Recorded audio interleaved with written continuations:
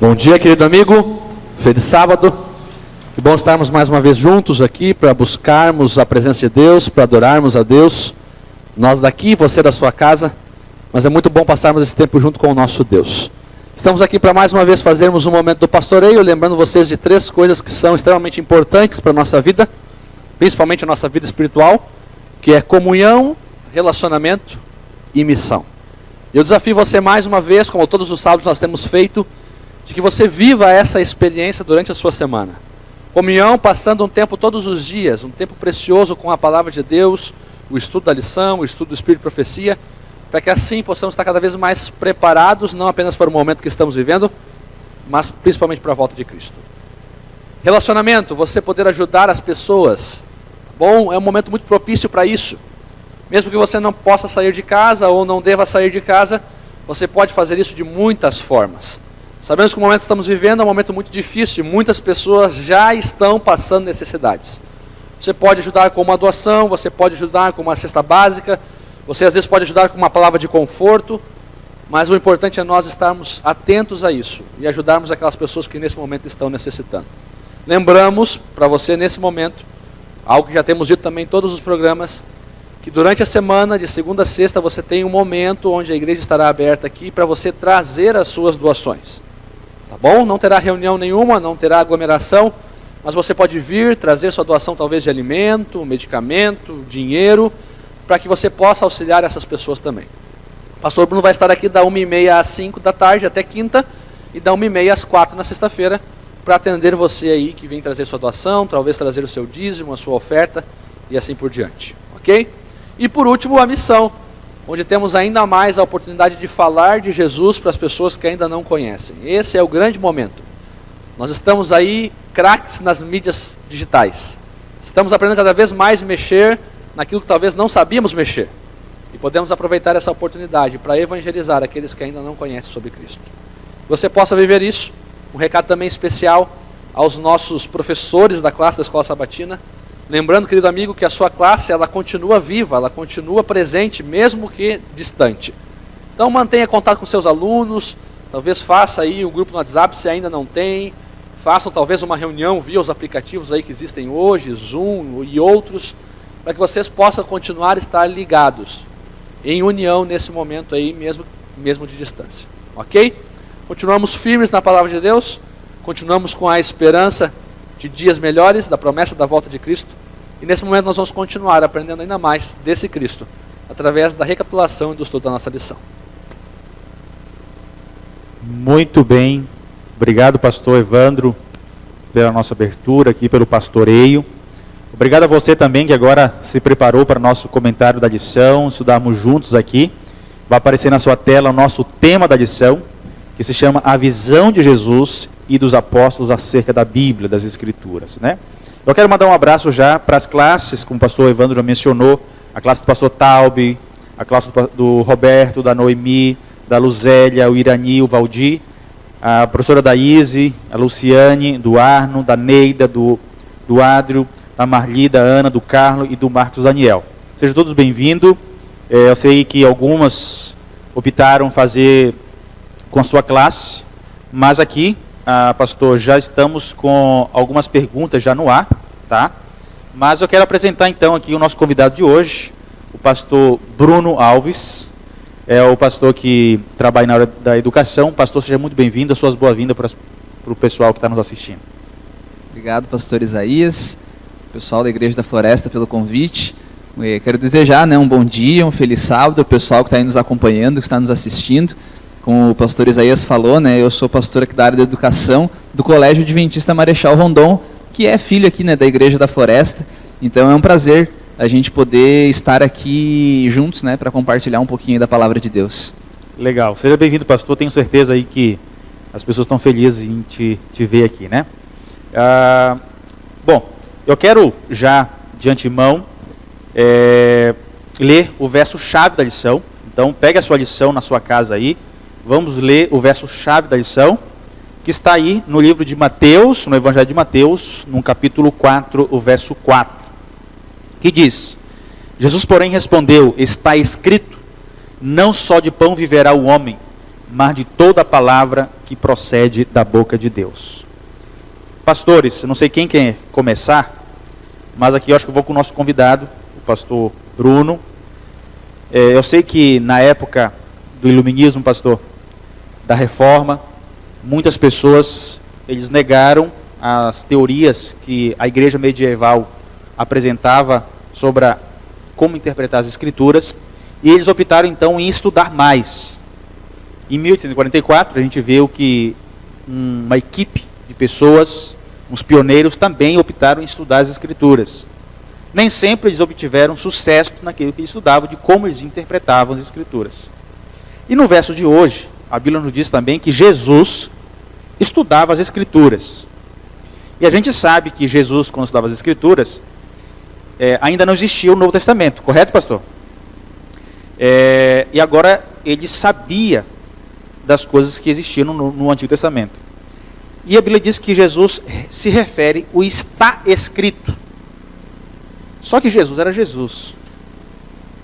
Como é que Jesus se referia à Bíblia? Ele tinha de cor a Bíblia já, pastor? Ou ele, pelo simplesmente ele ser Jesus, ele já sabia de tudo? Ou ele estudava quando ele era adolescente, podemos dizer assim? O que o senhor acha? Então, certamente Jesus ele tinha sim um conhecimento muito profundo das Escrituras, né? Enquanto ser humano, né? Enquanto Jesus encarnado como ser humano, ele tinha esse desafio de estudar as Escrituras, né? Porque ele viveu também com as limitações de um ser humano por escolha própria, né? Agora, o que diferenciou Jesus, né? E a própria Bíblia mostra, né, em alguns momentos, que ele ensinava com autoridade, né? Claro, autoridade por ser, como o apóstolo João fala no Evangelho de João, no primeiro capítulo, que ele era o verbo, né, a palavra de Deus. E esse episódio que tu citaste aí, que é o episódio que fala ali o verso da nossa lição, é um episódio que para mim ele é crucial para a gente entender a visão de Jesus e como que essa visão ela nos protege das tentações, dos problemas, né, dos perigos. Você citou aí também iluminismo, né, a Revolução Francesa, todas essas questões, elas nos ajudam a entender a maneira que nós devemos estudar a Bíblia e a visão que nós devemos ter dela. Porque no episódio de Jesus contra Satanás, ali no deserto da tentação, quando Satanás ele aparece para Jesus, a gente sempre fala que Jesus ele respondeu de que maneira? Ele sempre respondeu com está escrito. Mas é interessante que Satanás também acusou com está escrito.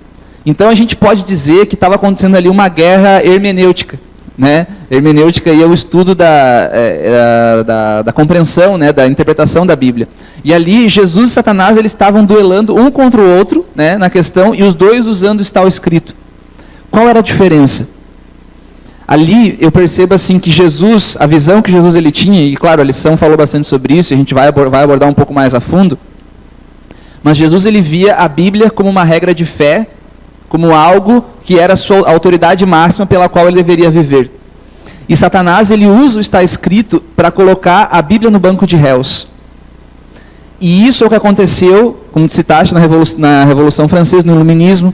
Isso é o que acontece na teologia liberal do século XIX, e isso é o que acontece em muitas ramificações da teologia liberal que existem hoje, né? Teologia queer, teologia feminista, o que elas fazem? Elas colocam a Bíblia no banco de réus.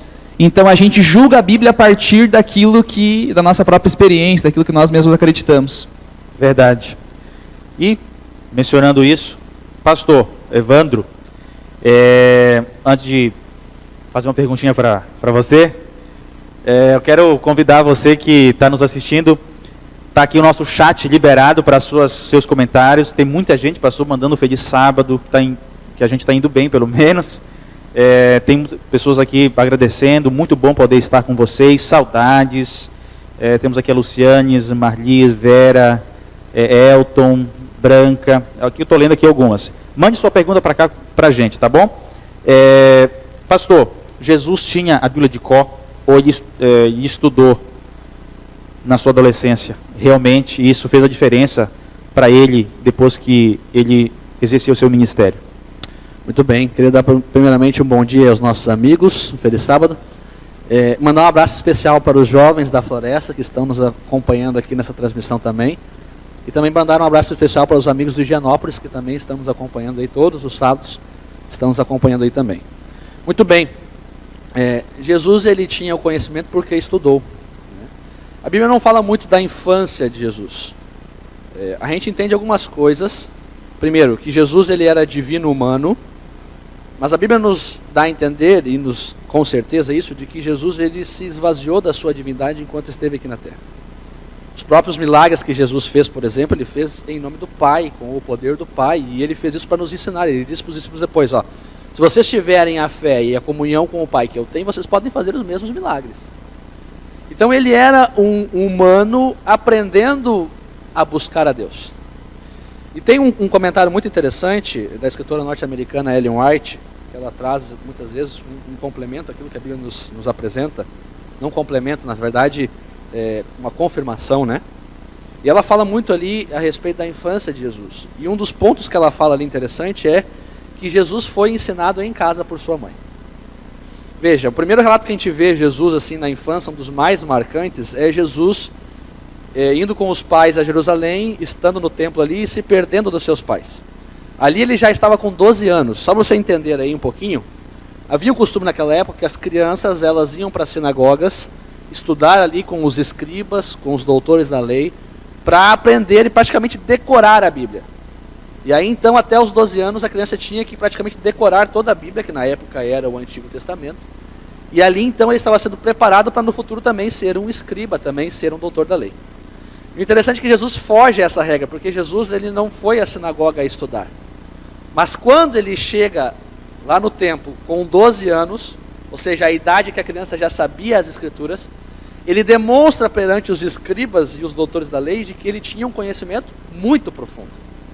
E a Bíblia nos deixa claro que esse conhecimento não foi apenas porque Jesus era Deus, Criador de tudo, e ele sabia de todas as coisas, mas porque desde pequeno a sua mãe, Maria, entendia que Jesus não era para ser um menino qualquer. Ele era o Filho de Deus.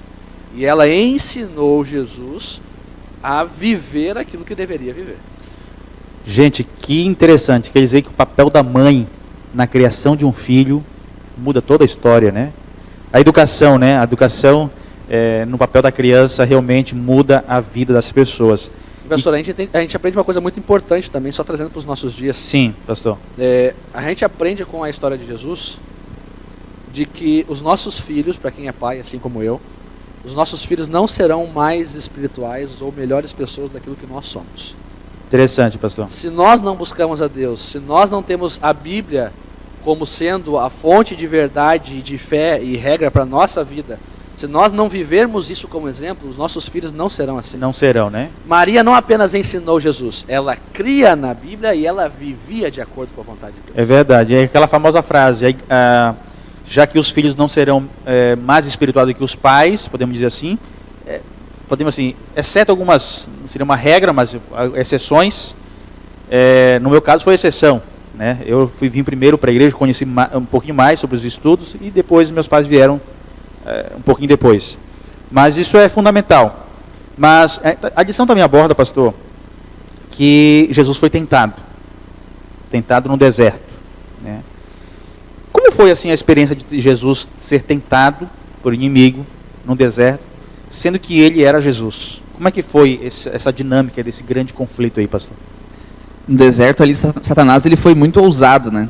Porque, como eu falei, ele colocou a Bíblia no banco de réus, mas ele foi mais ousado ainda, porque ele colocou a Bíblia contra o verbo, ele colocou as escrituras, a palavra de Deus, contra Jesus, o verbo de Deus. Então ele foi muito ousado ali, no sentido de tentar colocar Jesus numa situação em que ele não tivesse saída. E aí Jesus ele encontrou o seu porto seguro, digamos, a sua saída, ele encontrou nas próprias escrituras. Então aqui eu vejo assim, muito claro, eu vejo Jesus nos deixando o exemplo de como nós devemos lidar com as tentações, com os problemas, com os desafios, através das escrituras, através do está escrito. Pastor, ainda o senhor falando, porque tem alguém mencionando que é o senhor que tem que... Tá bom? Não, tem alguém que elogiou, diz assim, muito interessante o pastor Bruno colocar sobre a Bíblia, usá-la como um banco de réus, né? Mas como conhecer a Bíblia no nosso dia de hoje? como é que a gente pode usar para a gente conhecer essa Bíblia para o nosso dia de hoje? Olha, eu acho que não existe nada mais eficaz. Vai parecer meio simplória a minha resposta, mas não existe nada mais eficaz do que ler e estudar a Bíblia, sabe? Não existe nada mais eficaz do que isso. É só ir lá e procurar. Exatamente. Agora, é claro, eu entendo a pergunta, né, do nosso amigo internauta, eu entendo perfeitamente, porque os nossos desafios hoje, eles são maiores do que daquela época. A gente vive, talvez, né, uma cultura completamente diferente, são uma realidade diferente, muitas revoluções culturais que foram acontecendo ao longo dos séculos, que foram mudando o pensamento das pessoas. Então, a gente precisa, mais do que nunca, a gente precisa estudar. Mais do que nunca, a gente precisa conhecer. Tá bom. É uma coisa interessante, né, pastor Bruno? Porque às vezes a gente perde tanto tempo querendo aprender as profundezas da Bíblia e a gente esquece que as maiores lições estão nas coisas mais simples. Eu notei um detalhe muito interessante da questão da tentação de Jesus, que é a mesma estratégia que Satanás usou para tentar Jesus, ele usa para nós hoje. Então Jesus foi tentado em 3 pontos, né? Você vai entrar nisso? Eu vou mencionar nisso agora, então, mas primeiro eu quero deixar o nosso contato para os nossos amigos. Vai aparecer na sua tela o nosso contato para você mandar sua pergunta. Alguns aqui estão enviando no chat, mas você pode enviar pelo WhatsApp, né? 98304 6769. Você pode enviar para esse WhatsApp 98304 6769. Também vai aparecer na sua tela esses pontos que o pastor mencionou. A gente está aí no livro de Mateus, no capítulo 4, ali fala sobre toda a tentação de Jesus, e a gente tem aqui 3 pontos que Jesus foi tentado. Mas, pastor, tem uma pergunta aqui já, antes de a gente entrar nessa, eu queria que você respondesse para a gente. A pergunta é o seguinte, deixa eu ler a pergunta de fato aqui. Tem muitas pessoas que estão nos assistindo agora que não são adventistas, que estão tendo primeiro contato, podemos dizer, com a religião agora, certo? E podemos dizer assim que como podemos dizer que essas pessoas que não têm contato com a Bíblia, não têm conhecimento sobre Deus, é possível ela se salvar sem a Bíblia?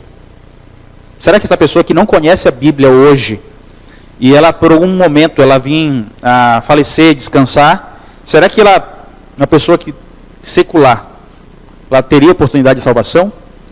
A Bíblia é bem clara em dizer que Deus ele não julga o tempo de ignorância. Então Deus vai nos julgar em cima do nosso conhecimento. Uma pessoa nunca teve oportunidade de conhecer a Bíblia. Veja, agora vou ser bem claro, há 2 pontos muito distintos. O primeiro a pessoa nunca teve a oportunidade de conhecer a Bíblia, ou não conseguiu conhecer a Bíblia, e ela veio a morrer. Deus vai julgar o coração dela, a sua sinceridade dentro daquilo que ela conhecia. Agora, há outro lado também. Ao lado das pessoas que sabem que a Bíblia existe, que ouvem todos os dias falar que a Bíblia é a palavra de Deus, que a gente tem que dar atenção a ela, que a gente tem que estudar ela, que olha, a Bíblia está nos mostrando que nós estamos vivendo uma fase final da história desse mundo, e essas pessoas decidem, olha que importante isso, decidem rejeitar essa mensagem. Então veja, tem um texto aqui, eu vou ler para esse nosso amigo. Tinha deixado ele para o final, mas vou ler agora.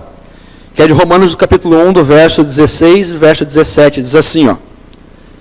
Pois não me envergonho do Evangelho, porque é o poder de Deus para a salvação de todo aquele que crê. Que crê. Primeiro do judeu e também do grego. Visto que a justiça de Deus se revela no Evangelho, de fé em fé, como está escrito, o justo viverá pela fé. Então a gente vê que a salvação é daquele que crê no Evangelho. Então se eu conheço a Bíblia, se eu sei que a Bíblia é a vontade de Deus, se eu sei que a Bíblia é a palavra de Deus e eu não creio, a notícia é muito triste para mim, não há salvação.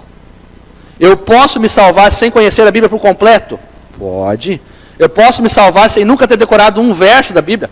Pode. Mas no momento que eu conheço a Bíblia, que eu sei que ela é a palavra de Deus e eu rejeito esse Evangelho, a Bíblia quer dizer que não há salvação. Por quê? Porque Deus não quer me salvar? Não, porque eu não aceitei a salvação que está disponível a todos. Muito bem, pastor. Parabéns. Aqui nós temos aqui alguns mandando aqui feitiçado para vocês. elogiando aí, pastor Bruno, alguns do Camar, do colégio Marechal Rondon. Mas, como eu comentei antes, eu quero mencionar aqui os 3 pontos sobre a tentação de Jesus. Você pode colocar na sua tela ali. Primeiro ponto, pastor, o apetite, correto? Segundo ponto, a falsa adoração. Né? Satanás foi lá para Jesus e falou assim: tudo isso te darei se prostrares me adorares, né? E o terceiro ponto, a presunção, né? E Jesus responde: não tentarás o Senhor teu Deus. Pastor Bruno, de que forma então, se Jesus foi tentado sobre o apetite, e trazendo para o nosso dia de hoje, como é que nós somos tentados também sobre esses mesmos pontos? O apetite, falsa adoração e a presunção. Bom, na realidade o que Jesus estava enfrentando ali, né, a gente pode até dizer que é uma reedição do que aconteceu no Éden também, né? Lá no Jardim do Éden, quando Adão e Eva foram tentados pela serpente. Mas o apetite ali também seria a questão do controle de si mesmo, né? De ter controle sobre si, ter controle sobre as suas próprias paixões. E hoje a gente vê que Satanás ele usa essa tentação de outras maneiras, não apenas pelo apetite, né, mas dizendo assim: se você tem vontade de fazer, é porque é bom. Se te faz bem, se te faz, né, se aparentemente te faz bem, se o teu coração tem vontade de fazer aquilo, se a tua mente tem vontade de fazer aquilo, então quer dizer que aquilo é bom. E ali, no caso, imagina, Jesus 40 dias sem comer, ele estava com fome? Certamente estava com fome. Comer é uma coisa boa? Com certeza é uma coisa boa. Mas Satanás estava tentando Jesus na questão de não ter controle sobre si mesmo, não ter controle sobre o seu apetite. E ali então, e hoje ele nos testa, né, dessa maneira, de a gente não ter o autocontrole. Ali na falsa adoração, quantas vezes nós somos tentados a termos ídolos? Talvez não ídolos literais ali, né, a estátua de pedra, de madeira, de bronze, de barro, seja lá o que for. Mas às vezes a idolatria do próprio eu, ou a idolatria de alguma coisa que ocupa muito do nosso tempo, porque tudo aquilo que que ocupa o primeiro lugar da nossa vida, que não é Deus, é um ídolo. Então a gente vê essas tentações que Jesus enfrentou no deserto, diariamente a gente revive elas de maneira um pouco diferente, mas na mesma essência na nossa vida. Muito bem. Pastor Evandro, o senhor tinha comentado sobre esses pontos aí? Só, na verdade, confirmando o que o pastor Bruno disse, né? É aquela velha frase, né, pastor? Nada é errado se te faz feliz, né? Satanás, ele traz essa mensagem diariamente para nós, né? Eu só anotei aqui, nas minhas anotações, apetite. Satanás nos tentando pelo apetite. Eu preciso satisfazer os meus desejos. É isso que ele nos ensina. Você precisa satisfazer os seus desejos, não importa o que aconteça, não importa o que Deus diz. Se você está feliz em satisfazer os seus desejos, está tudo certo. Falsa adoração. Não importa quem você adora, desde que você adore. É isso que o mundo prega hoje. Você tem que adorar. Não importa se é da forma verdadeira, se é da forma falsa, você tem que ser um adorador, levante a mão para cima, dê glórias, aleluia, e está tudo certo. Terceiro, a presunção, né? Não importa o que eu faço, Deus está comigo. Essas são as 3 mensagens que Satanás nos traz, né? E o interessante é que toda tentação é uma maneira de nós desprezarmos a palavra de Deus e dizermos para Deus que nós não confiamos nele. Eu achei muito interessante isso que o pastor Bruno falou também, né? Então veja, a gente acha que a gente pode fazer o que a gente quer, como a gente quer, quando a gente quer, e está tudo certo. Porque Deus, afinal de contas, nos aceita, Deus, afinal de contas, nos ama, Ele é bom, e assim por diante. E a gente vê aqui então na tentação que Jesus ele não fez o que quis, porque quis simplesmente porque era o melhor. E mais do que isso, ele usou a base do conhecimento que ele tinha, que era a Bíblia, para vencer a tentação e derrotar o inimigo. Muito bem, pastor. A gente vê que isso claramente Jesus lutando. Eu quero mencionar algo que eu vi um estudo do Dr. Rodrigo Silva, pastor, falando sobre essa tentação de Jesus no deserto, né?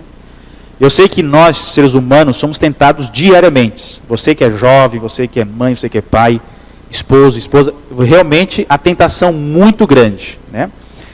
Algo muito interessante, o Dr. Rodrigo Silva colocou, que a maior tentação de Jesus sobre essa presunção foi saber que ele era Jesus. Ele conhecer que ele era o Jesus. Por quê? Ele estava quantos dias lá no deserto? 40 dias no deserto, sem comer, estava ali em jejum e oração, e a Bíblia diz que se retirou para o deserto para orar, e ficou 40 dias. Então, imagina o deserto, pastor. Um lugar seco e, podemos dizer, e úmido, frio, dependendo da hora do dia. Nós temos aí um lugar de muito calor, nós temos muita poeira, muita areia. Então, como é que alguém, um jovem, que nem Jesus era, um jovem, pode estar no deserto? Ele foi ensinado pela sua mãe, pelos seus pais, que ele era, assim, o Filho de Deus, o Messias, o Salvador do mundo, mas ele estava no deserto. E, de repente, aparece um anjo de luz, que era Satanás. Apesar que esse anjo de luz, não podemos dizer que era de tanta luz assim, né? Mas Satanás aparece lá e agora começa a questionar o caráter de Jesus. Não, tu é o Salvador. E olha a situação que tu está. Cadê a luz? Tu está sendo abandonado. E de repente, então, Jesus diz assim, no entendimento dele, é como se ele queria que Jesus duvidasse dele mesmo, do poder que ele tinha, da missão que ele tinha sobre a humanidade, né? E teve um internauta que mencionou sobre isso aqui, sobre o papel de Jesus como Salvador. O senhor mencionou isso, inclusive na pergunta anterior, sobre como uma pessoa pode se salvar que não conhece a Bíblia. Mas salvo do quê, pastor? A pergunta não é minha, tá? De alguém que... Salvo do quê? A pessoa vai ser salvo do quê, no final das contas? É para você. Ah, tá bom. Muito bem, então. Ser salvo do pecado. Hoje a gente vive num mundo onde tudo que nós sofremos e passamos é consequência do pecado. Nós temos a tendência de colocar a responsabilidade pelo que acontece em Deus. Mas uma tendência errada.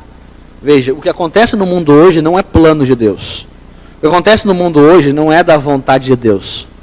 O que acontece no mundo hoje é consequência do pecado. Pecado de quem? De Adão e Eva, que entrou no mundo, e agora o meu e o seu pecado, porque todos nós somos pecadores. Muitas das coisas que nós sofremos e os outros sofrem é em decorrência do ser humano não cumprir a vontade de Deus. Vou dar um exemplo bem básico daquilo que nós estamos vivendo nesse momento. Nós estamos todos isolados dentro de casa, aí, em quarentena, alguns saindo para trabalhar com todo o cuidado possível, porque um vírus dominou o mundo. Há várias aí teorias de como que esse vírus entrou, né? Mas uma delas, talvez a mais forte, porque outros vírus também vieram através disso, foi o ser humano comendo aquilo que não deveria comer. Deus, lá em Levítico capítulo 11, por exemplo, ele deixa uma série de orientações do que nós devemos e o que nós não devemos comer. Mas aí o ser humano pensa assim, Deus não sabe de nada. Por que eu não posso comer isso? É tão gostosa essa carne. Olha, esse alimento é tão bom, é tão gostoso. Deus não sabe de nada, eu vou fazer o que eu quero. E aí agora, porque alguém comeu o que não deveria comer, provavelmente foi isso, porque outros vírus também foram por causa de animais aí infectados que foram comidos e assim por diante. Agora não apenas aquela pessoa sofreu, mas o mundo inteiro está sofrendo pela decisão de uma pessoa, de fazer o que queria e não fazer a vontade de Deus. Então veja, Deus vai nos salvar disso, de um mundo de pecado, de um mundo de erro, de um mundo de decisões erradas. E agora sim, salvos, uma vez por todas, nós viveremos num mundo reinado por Cristo, que é justo, perfeito, e um mundo onde não haverá injustiça, não haverá problemas, não haverá dor, não haverá pranto, não haverá nada disso. Muito bem.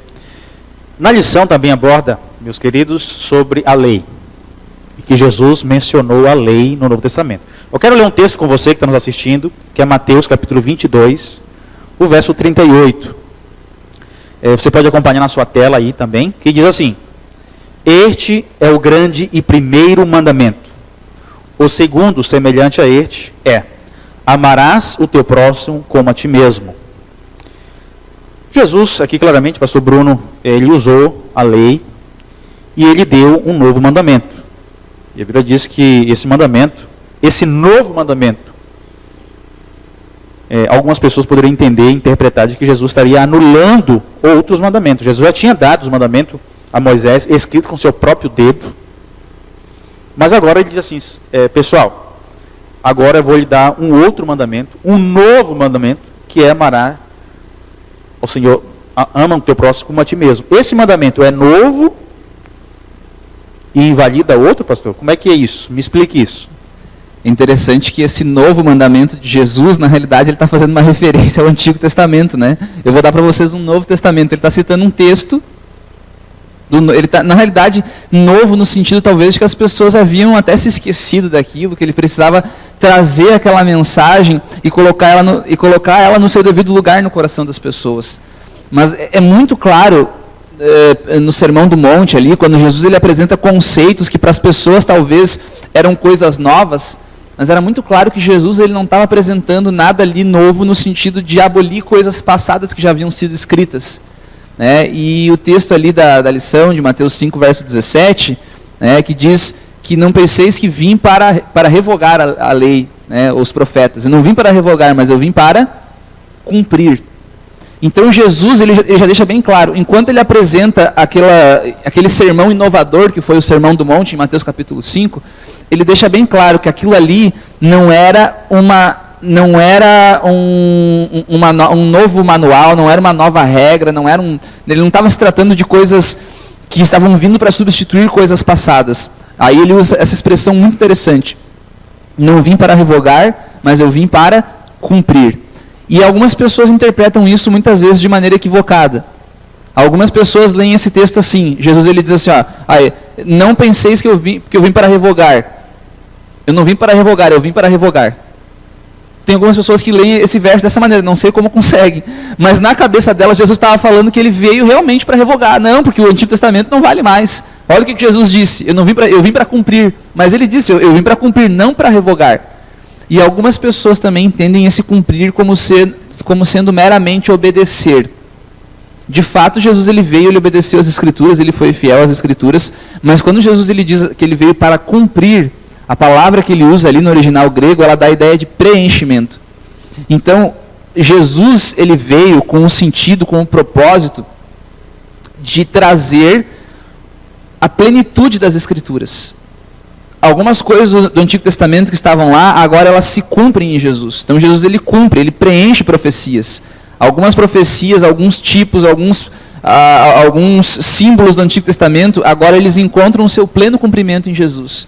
Então Jesus ele estava mostrando, em primeiro lugar, que a Bíblia, tanto o Antigo como o Novo Testamento, tem uma autoridade irrevogável, mas ele também estava demonstrando que Jesus ele é o assunto principal da Bíblia.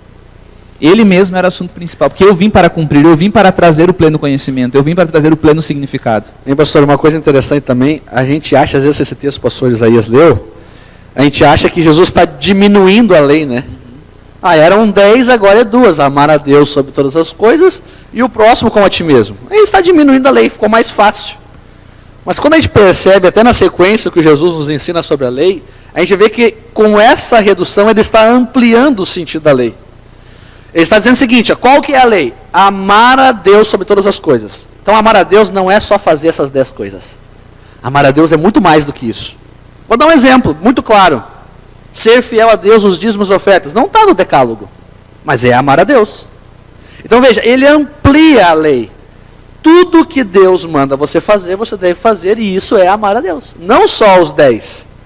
Quando ele fala amar o próximo, por exemplo, não é só aqueles 6 ali, o último, que fazem referência ao outro. É muito mais do que isso. Então Jesus ele não está diminuindo a lei, pelo contrário, ele está ampliando. E ele mesmo depois diz, olha, você acha que não matar é só não matar alguém fisicamente? Se você pensar mal de alguém, se você odiar alguém, você já está matando. Então ele amplia o sentido da lei. Então veja, é muito errôneo nós dizermos assim, não, Jesus diminuiu a lei, Jesus anulou a lei, Jesus não dava importância para a lei. Pelo contrário, ele aumentou o sentido e mais do que isso, ele viveu aquilo que ele nos mostrou. Muito bem, pastor. A gente já está indo para o final da lição. Eu sei que muitas pessoas estão comentando, e por incrível que pareça, todo sábado, chega no horário assim que a gente está fechando e a pessoa começa a bombar aqui de perguntas. Eu não sei porque as pessoas, eu acho que as pessoas começaram, talvez estão acordando, eu não ia falar isso. Mas a gente, muito obrigado pela participação de vocês. Mas a gente vai tentar fechar aqui com os apóstolos. Os apóstolos também mencionaram as Escrituras. Vou dar um exemplo, acho que não está na lição, mas o sermão, em Atos capítulo 7, nós temos o sermão de Estevão. E ele prega um texto da Bíblia, que é Gênesis 12, né? A família de Abraão, Então, nós temos muitas citações no Novo Testamento dos apóstolos que também mencionam o Antigo Testamento. Claro, isso exemplificando Jesus também, que usou também o Antigo Testamento. Pastor, eu sei que muitas pessoas não creem na Bíblia. Muitas pessoas não creem que existe pecado, que não existe algo moral, que não existe a ética, que não existe um parâmetro de espelho, né? E a Bíblia diz que a lei de Deus é um espelho para nós, né? Ela é um corretivo. Mas, quando os apóstolos usaram isso, após a ressurreição de Jesus, ele recebeu uma missão, um ministério, de defender também as Escrituras. Como nós podemos entender que também os apóstolos, os discípulos, após a ressurreição de Jesus, entenderam isso aí, essa missão deles? Olha, eu vejo, viu, pastor Isaías, muito claro, né, até a lição ela aborda isso, que logo depois da ressurreição, Jesus ele aparece aos discípulos e ele discorre sobre as Escrituras, né, sobre o Antigo Testamento, ele mostra para eles ali como que aquelas profecias apontavam para o que porque eles estavam presenciando com seus próprios olhos. E quando a gente olha para os apóstolos, a gente percebe que eles tinham um comprometimento muito grande com as Escrituras. A gente às vezes apresenta os discípulos de Jesus como se fossem pessoas assim, completamente ignorantes. Como se fossem, não, eles eram uns pescadores, uns pobres coitados, não tinham. Mas se você olha o que eles escreveram, o que eles pregaram, você percebe que eles tinham um comprometimento muito grande com as Escrituras. A quantidade de referências que eles fazem, né? Você pega ali, por exemplo, quando Mateus começa a escrever o seu evangelho, olha todo o trabalho que ele fez ao discorrer a genealogia de Jesus, ao identificar o cumprimento das profecias. Você pega, por exemplo, o apóstolo João, quando ele escreve o livro de Apocalipse, olha a quantidade de símbolos que ele usa, que eram uma referência ao Antigo Testamento. Esses homens, eles tinham conhecimento das Escrituras. Eles não eram totalmente incultos, não. Talvez eles não tinham a formação, né, mais assim, formal, podemos dizer, que o apóstolo Paulo ele tinha.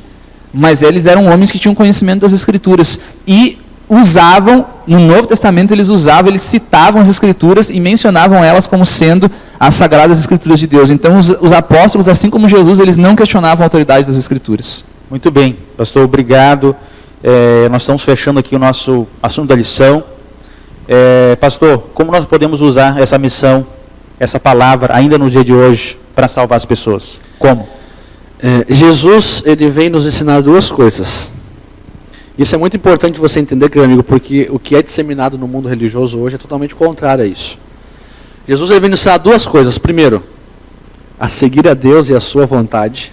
Por isso ele cumpriu a lei, ele seguiu a lei. Ele seguiu os mandamentos de Deus, ele ia à igreja, ele era fiel a Deus em todos os momentos, ele ia à igreja no dia do Senhor, no sábado, ele era fiel nos dízimos, nas ofertas. Jesus, ele viveu a vontade de Deus. E ele veio nos ensinar também a nós amarmos os outros. Então, na verdade, o que Jesus veio, por que eu estou dizendo isso? E com isso eu vou terminar minha fala aqui. Há uma confusão muito grande hoje de que Jesus veio apenas para pregar um evangelho social. Não, Jesus veio para mudar. Ele não estava preocupado com a lei, ele só queria amar a todos. Ele andava com pecadores, ele comia com eles, ele andava no meio dos pobres. Jesus veio para salvar os pobres e pronto. E é um pensamento errado esse. A Bíblia não nos ensina isso. Jesus não veio pregar um evangelho social. Sabe por quê, querido amigo? Porque o evangelho não é social. O evangelho é para todos. Independente da sua classe social, independente da sua cor de pele, independente da profissão que você tem, independente da sua conta bancária, independente da cidade que você nasceu, o evangelho é para todos. É para pobres, é para ricos, é para feio, para bonito, aí há esperança para você, viu? É para todos, o evangelho é para todos. Veja, Jesus não veio ser um revolucionário de mudar a Bíblia, de agora nos ensinar coisas novas. Jesus não veio me ensinar a ser subversivo, não. Jesus veio me ensinar a seguir a Bíblia e amar as pessoas. E ele nos ensinou isso, a viver esse equilíbrio. Então nós aprendemos duas coisas. Se eu sigo a Bíblia, se eu sigo as leis de Deus, mas eu não amo o próximo, eu estou errado. Se eu amo o próximo, faço qualquer tipo de ação, mas eu não sigo a Bíblia, eu estou errado. Muito bem, pastor, obrigado. Obrigado por você participar conosco na lição. Eu quero fechar dizendo que muitos de nós, e muitos jovens, muitos universitários, muitas pessoas que estudam, são influenciados por pensamentos filosóficos a respeito da Bíblia. Devemos usar, sim, a filosofia, a sociologia, mas com sabedoria. Muitas pessoas são influenciadas pela sociedade líquida. É o que a modernidade hoje, as pessoas pós-modernas estão sendo influenciadas. E nós, como cristãos, devemos ser influenciados não por algo líquido, passageiro, que as pessoas pregam lá fora, mas por algo que é duradouro, algo que é eterno. A gente viveu agora na Semana Santa, e na Semana Santa a gente percebeu que a gente aceitou o sacrifício de Jesus. E algumas pessoas me perguntaram nos estudos bíblicos, se Jesus morreu na cruz e salvou a humanidade, e a gente continua aqui nesse sofrimento de morte, de violência, de pandemia, de tantas coisas, Jesus veio salvar o mundo do quê? De que pecado? Se você não crê no sacrifício de Jesus, você não crê na sua volta.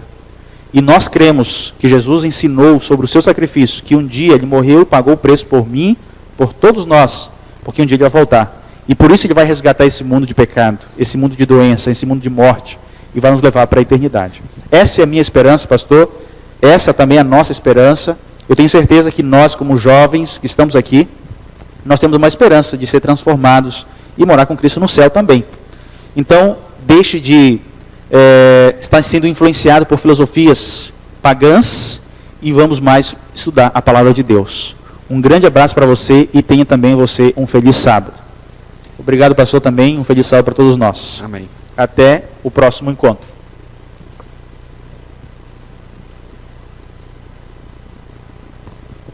Só antes, pastor, vamos fazer uma oração? Antes Verdade, pastor. Você que vai orar, quer orar? Pode orar para a gente. Então vamos lá. Querido bom Deus e Pai, te agradecemos, Senhor, por mais essa lição importante na nossa vida.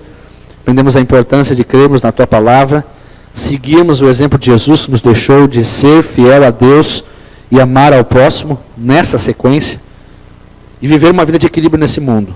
Nem pendendo para o legalismo, onde apenas a lei é importante, nem pendendo para o liberalismo, onde apenas o amor social é importante, mas vivermos de acordo com a vontade de Deus, vivendo o exemplo de Cristo, para que assim possamos estar cada vez mais próximos de Ti, mais próximos do Teu reino. Todos pedimos e agradecemos em nome de Jesus. Amém. Amém. Obrigado, pastor, pela oração.